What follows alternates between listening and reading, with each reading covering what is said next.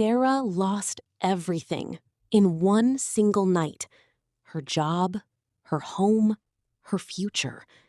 And as she sat alone, crying in the dark, she whispered, "God, why me?" What happened next proved that sometimes when everything falls apart, God is building something greater. Sarah was only 24. She had worked hard for everything she had. Long nights, early mornings, endless prayers. She believed her life was finally coming together. She had a stable job, a small apartment, dreams she was slowly building. Every night before sleeping, Sarah thanked God for bringing her this far. She truly believed her breakthrough had come. But sometimes, life changes overnight.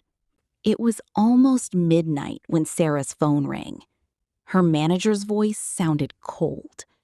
The company was shutting down. She was fired immediately. No warning, no explanation. Sarah froze. Her world had just cracked.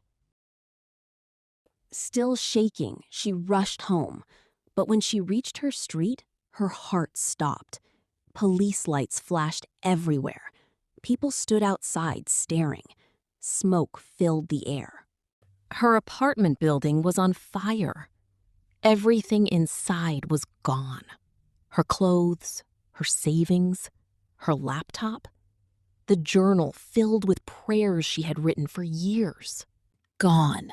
In one single night, Sarah lost everything. She sat alone on the sidewalk, staring at the flames. Tears streamed down her face. She looked up at the sky and whispered, "God, I trusted you." For the first time in years, Sarah felt completely abandoned. That night, with nowhere to go, she slept on a church bench. Cold, broken, confused, she kept asking herself, why would God let this happen? The next morning, an elderly woman from the church noticed her. Her name was Grace. Grace sat beside Sarah and softly said, "Sometimes God removes what is comfortable to move us where we are called." Those words hit Sarah deeply. Grace gave her food, comfort, and one small note. It said, "Your loss is not the end of your story."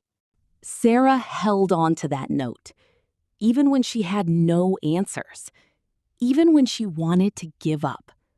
She kept praying. 3 weeks later, Sarah received an email.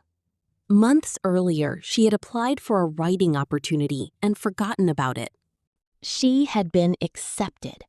It included a new job, a place to live, a fresh start.